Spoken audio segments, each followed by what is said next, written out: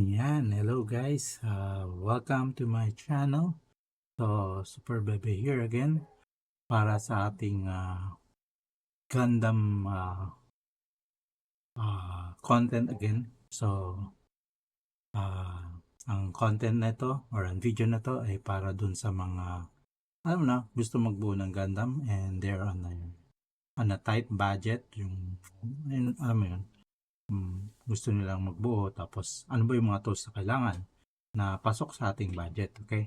So, kung yan yung gusto mong malaman, ang video na to ay para sa iyo. Now, kung bago ka pa lang sa channel ko, please like and subscribe to my channel. Also, hit that like and share button para mas marami pang makaalam ng ating video, okay? So, just to give you yung details ng aking pagbibuild. So, bago pa lang ako. I'm a beginner lang, no? Tapos, ang aking is intermediate lang. Wala pa ako dun sa mga nagpipintura, nag-scribing, nag-style. So, more on na lang tayo. Build, cut, tapos konting sanding or liha. Okay?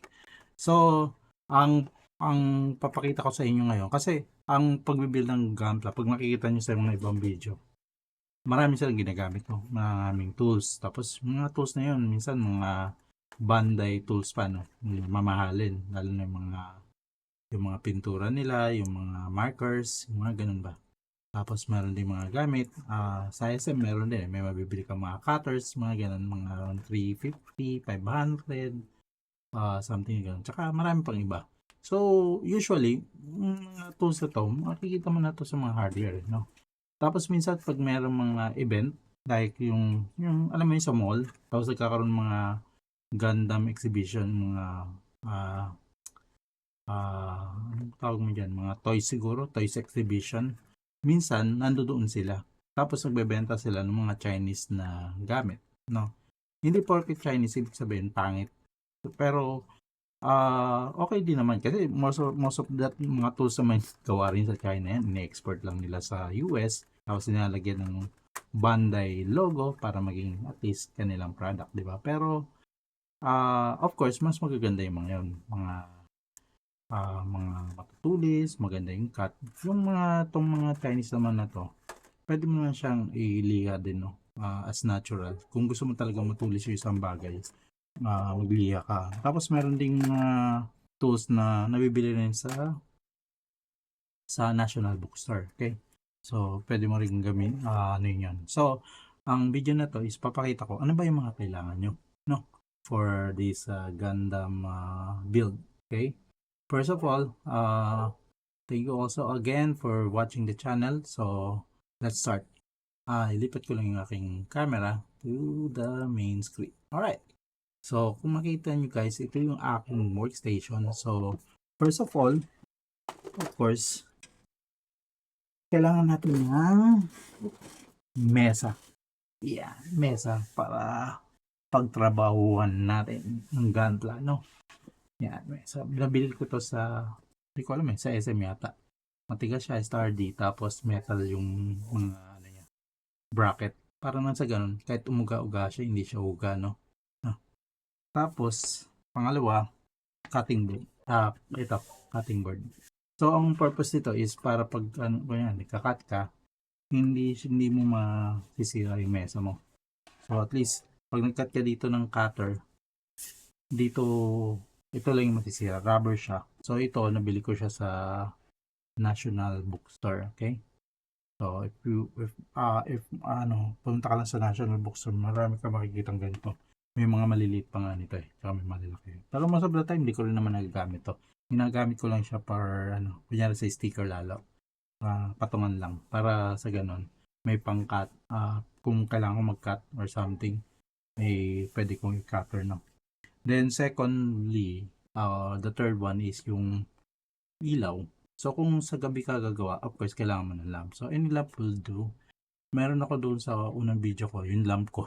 Yung parang ceiling lamp ko dito sa loft bed, no? Kasi meron akong LED light. Anong masyado malakas. So, kaya bumili ako ng ganitong lamp. Para sa ganun, nakokontrol ko yung light niya. No? So, hindi mo naman kailangan na mamahalin. At least may ano, yung makikita mo yung ginagawa mo. Just in case, sa gabi ka gagawa. Pero pag sa umaga naman, wala problema eh. Kasi makikita mo na sa umaga. Eh, ako mostly, sa gabi na ako gumagawa. So, ganun guys. Then, second na bibili mo is, ito yung mga hindi mo naman kailangan bilihin. As your secondary lang naman, mga ganun. No? Is yung ito, yung parang square, quadrado na thing. No? Tapos, siguro lagyan mo basahan ganito para, kasi madulas yun. So, lagyan mo basahan ganyan para pag nagagawa ka ng gantla or ng gundam mo, dito mo siya gagawin. Lalo kung nagka-cut ka. Kasi minsan may mga maliliit na piece, tapos tatalsik kung saan saan yun. At least kung dito, di ba? Pag kinat mo siya, tumalsik man siya dyan. So, nakikita, nandiyan pa rin yung yung items mo, no? Hindi siya tatalsik kung saan saan, magkahanap-hanap ka. At least ito yung magpapabrand dun sa pieces mo na hindi kakalat or tatalsik kung saan saan. Okay? Next na, ito mabibili mo pala kahit sa mga lang, SM ganun, sa mga homeworld ganun. Or sa any home, kahit sa all, meron nito. Basta kwadradong ganyan, yung pwede kang mag-work. No? Ang size siguro mga 12 inches pa to. Ah, ah. So, 26 centimeter, 30 centimeter.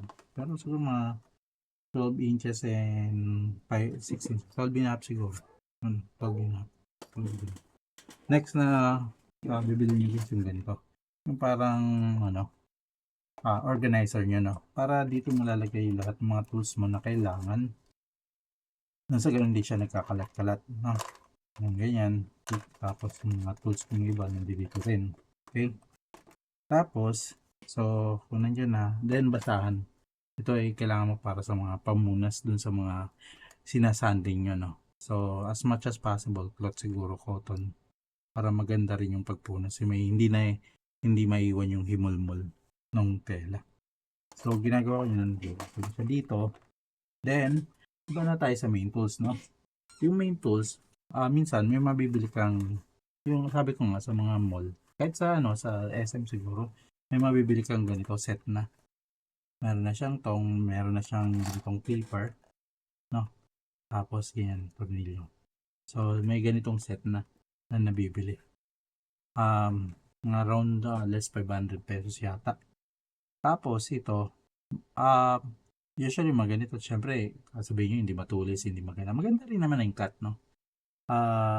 Tapos, pag ginano nyo siya, nilihan nyo, hilahin nyo lang ng sandpaper, ganun, para tumulis, no? So, dalawa yung set na binili. Una, itong binili ko. Nabili ko siya dun sa mga nagbebenta ng mga Chinese dun sa mga yung toy showroom, no? Nasa 350 lang to. Itong kasama niya, isang nipper, isang tong na malaki, tsaka isang screwdriver. Tapos, since na kailangan ko pa na isa, nakabili rin ako ng ganito. Yung buong set na. Kalimutan ko magkano ba to? 500 yata to eh. So, ang composition niyan is yan, katulad niyan, makita nyo. Ito yung mga primary tools na kailangan mo, no? May cutter, may screwdriver, meron siyang ganito. I think this is patong nung parang pang-grind, pang-bop niya, no? Pang-grind niya. Tapos, meron siyang tatlong kasamang ganito. Yan. Tatlong ganito. Which is, yung ganitong, ito yung parang pangliha, no? Lalo yung rounded na yan, kung may pabilog, at least madali siyang i-round na gano'n. Ito naman, round na yan, flat. Ito naman is, flat all. Ito naman yung sa mga side, no?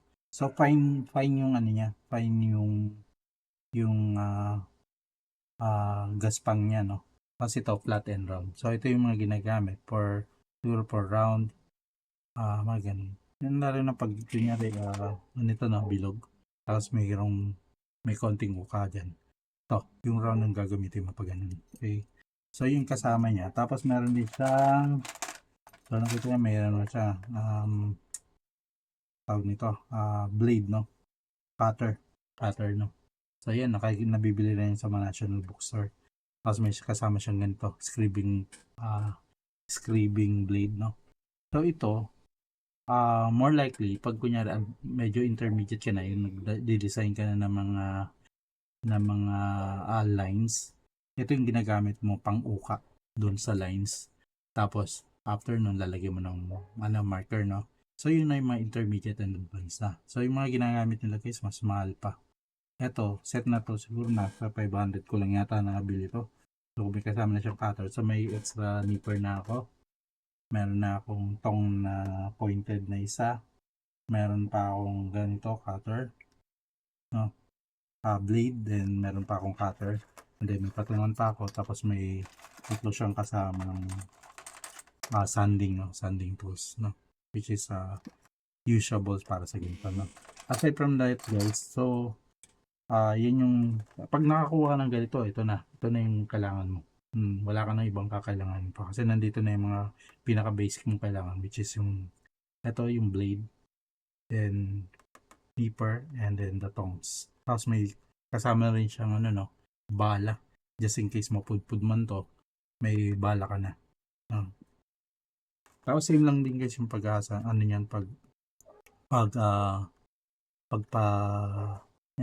para kung mapurol man, liha lang din. Or kung may panghasa ka, stone na panghasa, yung bato, yan, pwede yan. Tapos ito, always nalagyan nyo ng rubber, yung pointed, para sa ganon, hindi kayo matutusok. Kasi matulis yan guys. Ginagamit yan lalo sa mga sticker, tsaka sa mga maliliit na bagay. So, yun yung second. Pag ganyan nabili nyo guys, kompleto na, no? Wala na kayong kailangan. Tapos guys, bumili na ako sa National Bookstore kasi nga, hindi ko pa nakikita yon. So, ito yung separate na nabili ko. Sa National Bookstore din, which is scribing blade, no?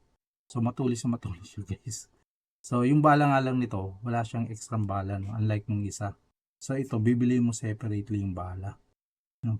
Tapos, ang pagkasa nito, it's either yun nga, sa liha, or kung may panghasa ka like yung stone na panghasa, pwede siya, no?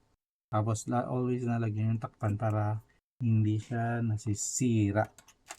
Tapos next na ito, kung may cutter kayo, then it's always cutter.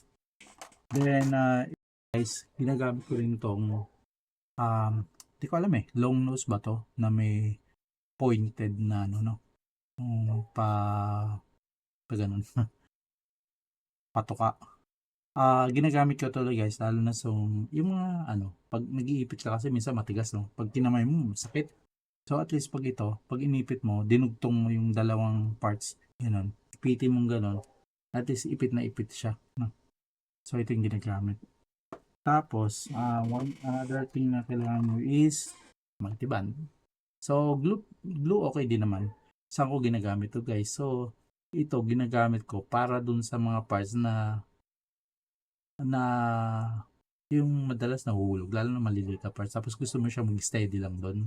So ito, magandang gamitin siya para sa ganun. Para sa ganun, pag kinabit mo, hindi na siya matatanggal.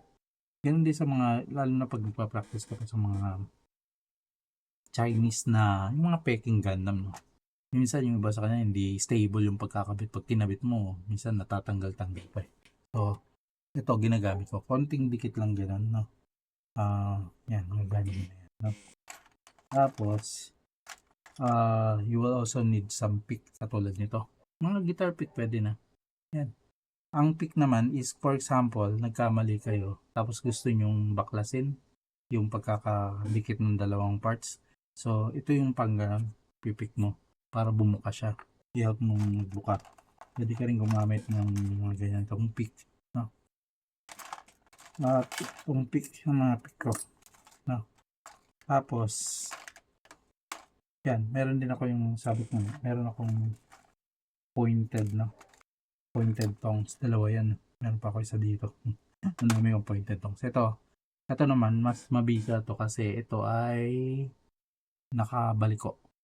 So, hindi siya straight, no? Just in case na gusto mo, mag-sanding na maliliit, yan. Pwede mahawakan siya ng ganyan. Tapos, what else? Yan. So, if wala kang pang sanding na iba, pwede ka rin bumili ng mga sanding paper na ganito. Yung pinong-pino na. Tapos pwede mong gawin, Didikit siya sa, sabihin natin kahoy, gano'n. Tapos, yan, pwede mo siyang gawin. Didikit mo sa kahoy, tapos yun ang magiging sanding, ano mo, sanding tools mo, no? Pino to, pinaka-pino. No? So, yeah.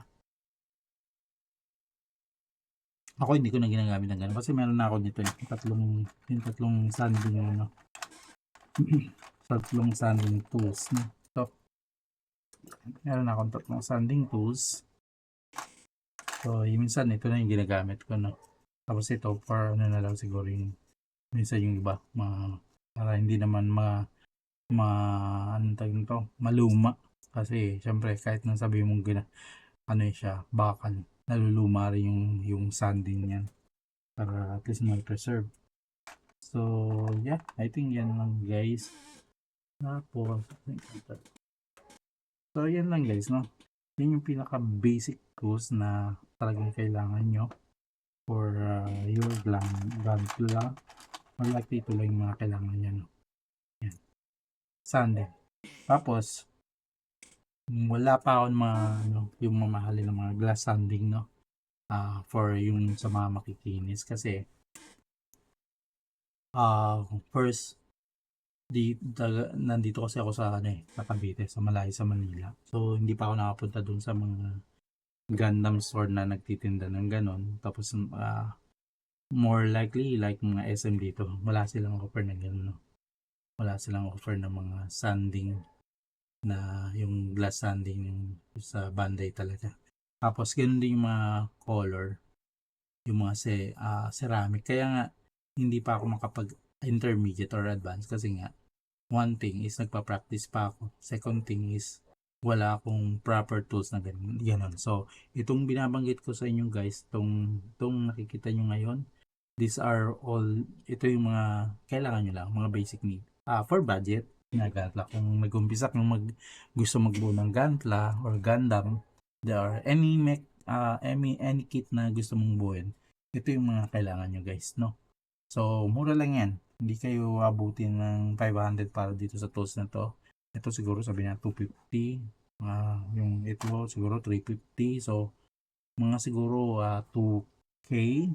Tapos mag-lamp kayo. Kung may mesa ka na, di maganda. No? Tapos basahan ka. Any basahan pwede. So, yan lang guys. So, tapos, syempre, aside from mga tools mo, kailangan mo rin yung display, di ba? So, ang ginawa ko guys is, di ba, sa IKEA may makikita kayong ganun eh. Yung mamahal na display, wait, check lang ako na.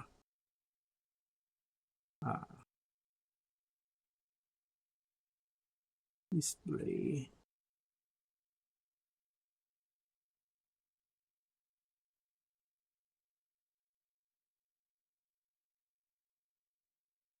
Lang guys.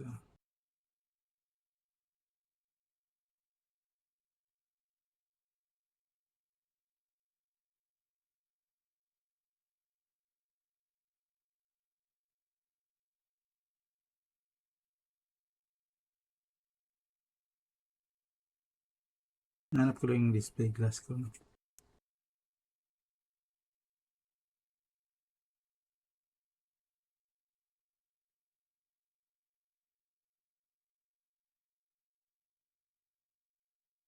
Bladin ba yun?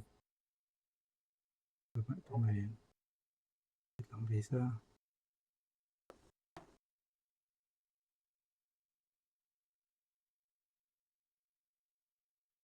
for images.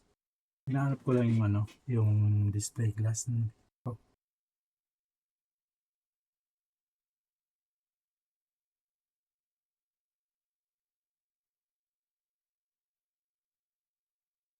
So guys, so dun sa ano, kung may pera kayo, may budget kayo, no? Dun sa IKEA MOA, may makikita kayo dun na may display ng Gundam malapit sa may Xiaomi, no? Sa Xiaomi, pag papuntang IKEA yung gano'n, after 9 gale yata, basta gano'n. Tapos may makikita kayong glass doon na display. Ang itsura niya, ano ba yun? Basta magandang klase. mamimili ka dun guys merong ilang floors gano'n, tapos may pahaba, tapos meron ding pababa, no?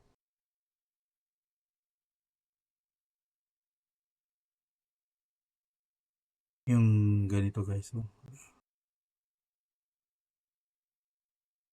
Ba't YouTube yan?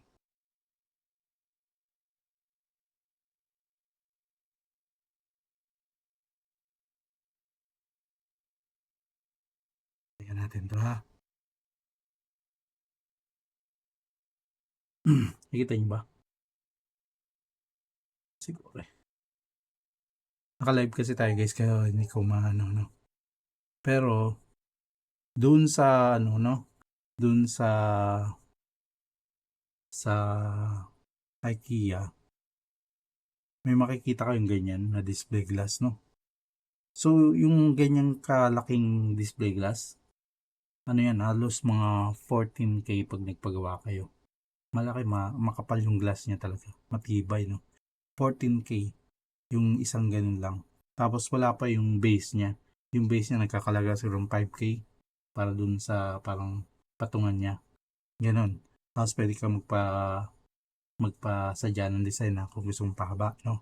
So, 14K, siguro sabihin natin aabot kayo ng halos 20K to 25K.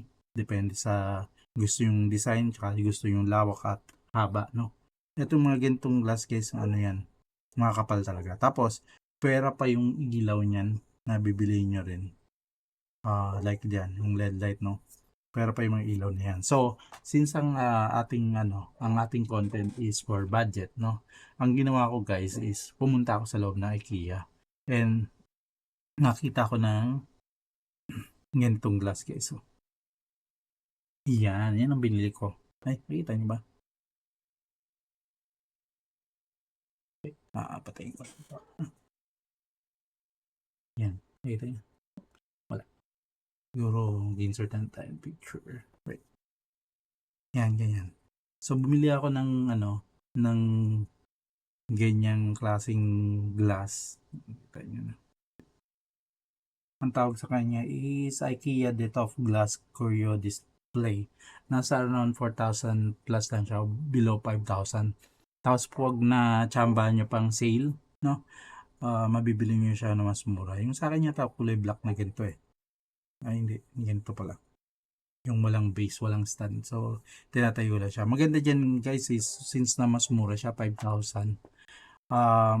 Meron siyang 1, 2, 3, 4. So, 4 parts, no? Tapos 3 glasses layers. So, marami kong design magagawa. Tapos, doon na rin sa IKEA, doon na rin kayo bibili ng ilaw or lamp, no? So, if you like ng lamp, then pwede, no? I-post ko lang to. Then, let's go to my to that stand, no?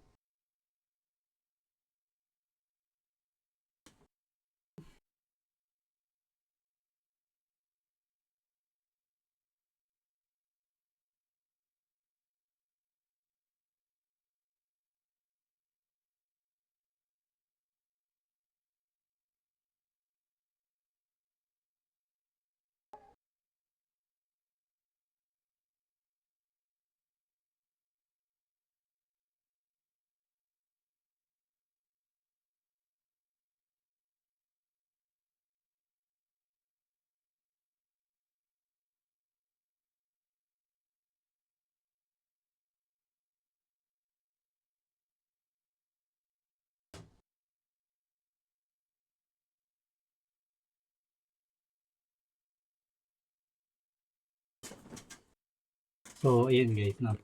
So, kung makikita nyo doon, yun yung ko, yung display ko, no? So, nagkasos ko siguro ng mga 5,300. Okay, magkano yung ilaw? Mga 250 yata yung ilaw nun. Tapos, balak ko guys maglagay ng parang LED light doon sa harap para sa ganun.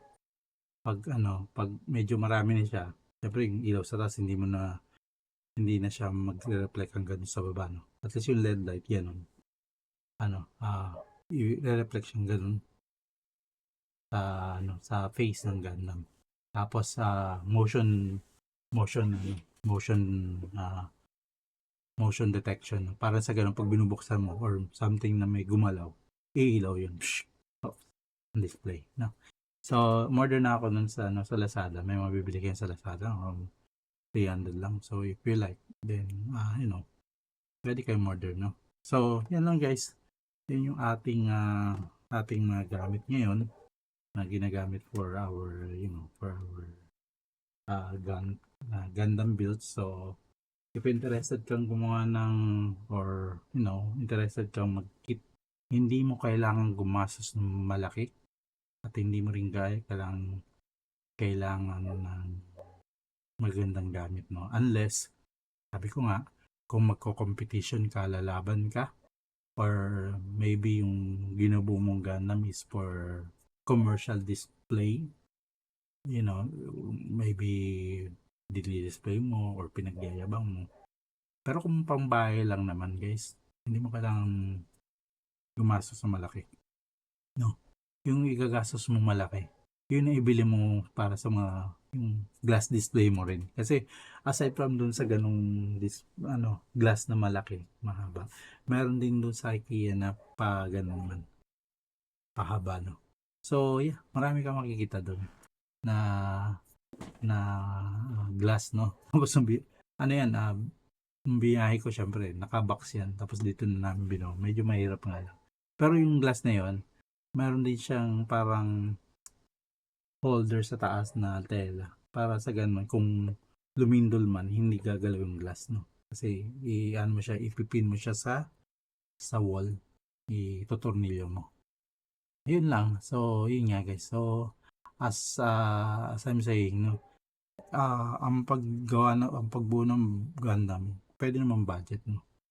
Kung pangano ka lang, pang bahay lang, yung trip mo lang, kasi fun time mo, gusto mong bumuo, maganda magbuo ng Gundam. Pero kung seryosohin mo siya, like gusto mong lumaban sa mga competition, like mga nakikita nyo sa YouTube na mga Gunpla builders, yun ay mahal, no.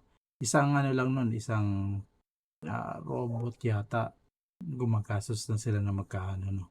Yung master grade nila, tapos sinasanding nila, tapos pipinturahan. So bibili ka pa nung paintbrush, ano pa ba, bibili ka pa ng mga iba't ibang kulay, kasi mimix mo yung paint mismo, tapos yung meron pang weathering, no, para gumanda yung kunyari nasa sun siya, tapos gagawin mo medyo kalawang, medyo mabuhangin, yung mga ganun guys. So kung ganun na yung mga advance ka na nun, no, ikaw na yung builder na lumalaban sa mga competition.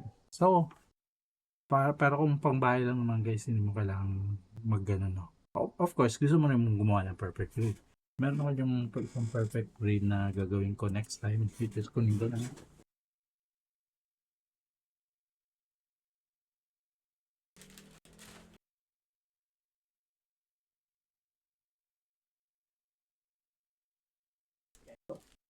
Alright, 78-2. Ito yung isa sa mga magandang perfect grade. Maraming kailangan gawin. Pero for now guys, nagpa-practice pa ako. So kaya nagbubuo muna ako ng mga ibang gun.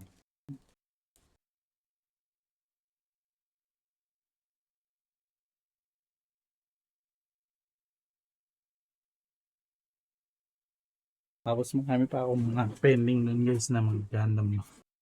So isa pa palang kailangan nyo kung may pera man kayo, no, yung ganito. Ito.